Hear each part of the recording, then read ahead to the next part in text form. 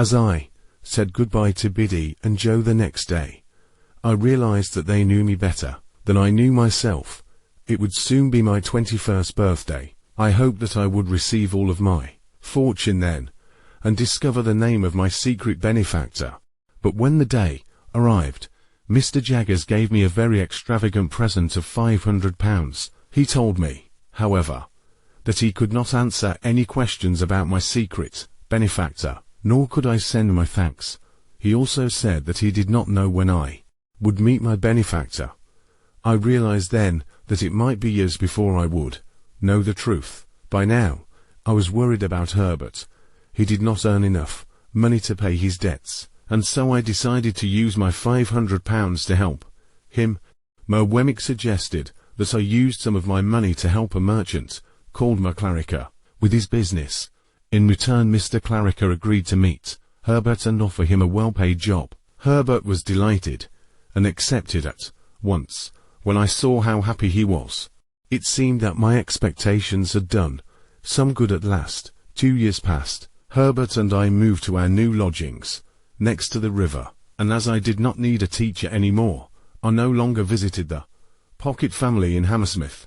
Herbert often travelled abroad for Mr. Clarica, and I missed him and hoped that he would soon return. One dark and stormy evening, when Herbert was away in France, I was reading by the fire in our lodgings. As the clock struck 11, I shut my book, and then I heard it. Strange noise outside on the stairs. I held up a light and ran to see what it was. Is someone there? I called out. Yes, came a man's voice. I've come to see Mr. Pip. Is there something the matter? I asked, worried now. Nothing's the matter, said the man, as he came towards me. And then I saw him, a man of about 60, with dark, grey hair and a heavy, rough coat. He was clearly delighted to see me. I invited him in, and he looked around. I'm glad you've grown up, my boy, he said. Suddenly, I realized that I knew him. It was as though the wind and rain had washed away the years since we had last met. In the graveyard, where I had given him Joe's file and some food. He was Magwitch, the convict from the marshes all those years ago. I have never forgotten what you did for me that day, Pip, Magwitch said. I was sent to Australia for life when they caught me afterwards. I've been a sheep farmer there ever since, and have made a fortune.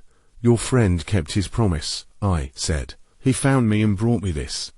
Then I showed him the shiny new coin I had been given years before by the stranger at the village inn. Magwitch smiled and nodded.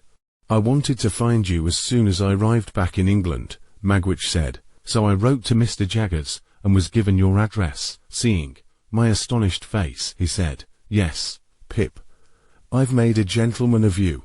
When you gave me the food and that file all those years ago, I decided that if I ever became rich, I would make you rich, too. I've worked hard in Australia ever since, so that you won't need to work. I'm your second father, Pip. You mean more to me than any son. I didn't know what to say.